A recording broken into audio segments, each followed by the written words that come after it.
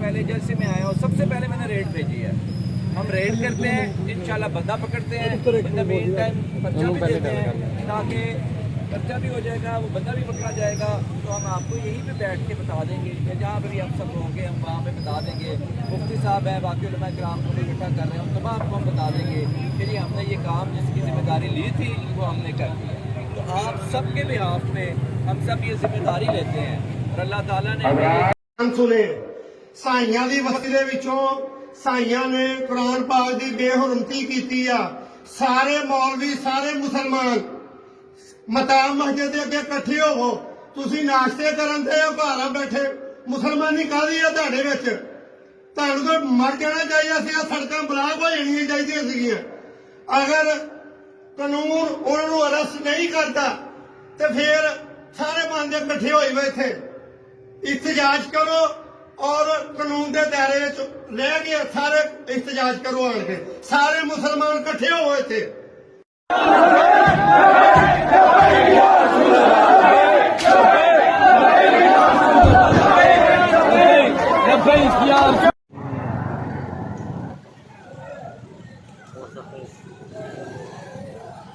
अंदर भी गिलास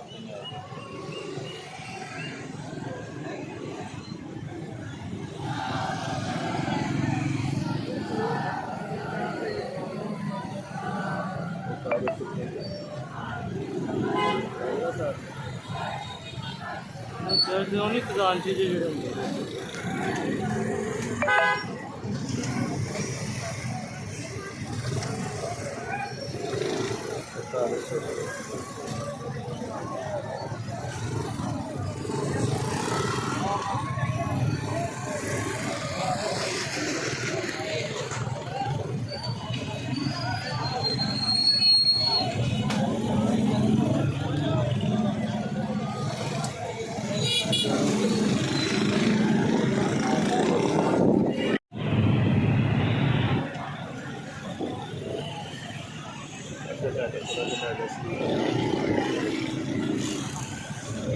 बाइबलों ने भी फाड़िया देखिया है फाड़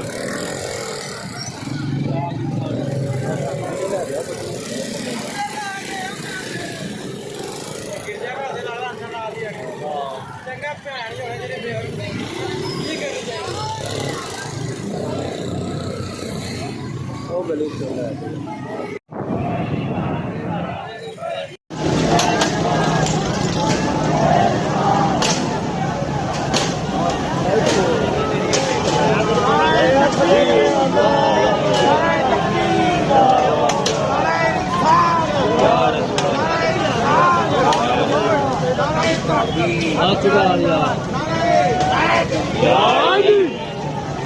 लब्बैक या रसूल अल्लाह लब्बैक लब्बैक लब्बैक या रसूल अल्लाह लब्बैक।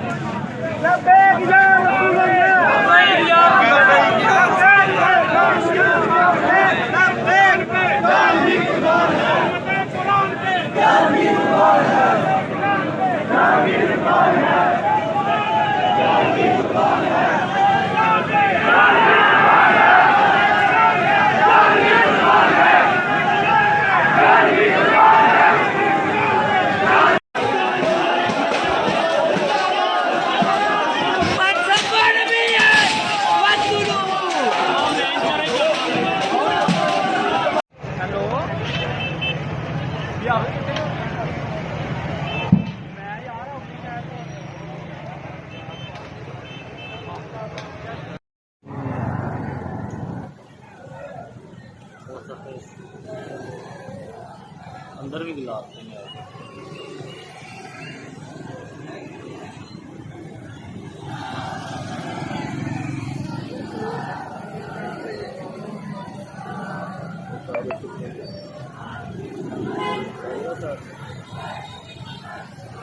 नहीं खजानची जे ਜਿਹੜੇ ਹੁੰਦੇ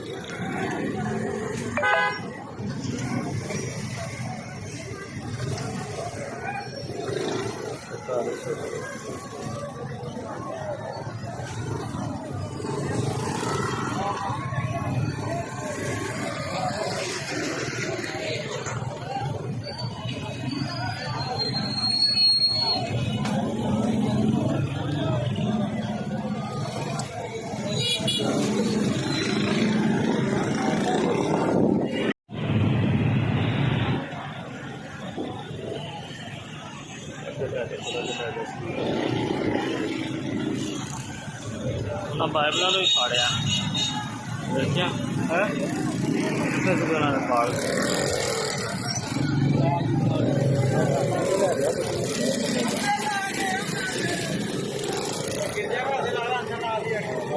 ਚੰਗਾ ਭੈਣ ਜੋ ਹੈ ਜਿਹੜੇ ਬੇਹਰ ਨੇ ਕੀ ਕਰੀ ਜਾਏ ਉਹ ਗਲੀ ਚ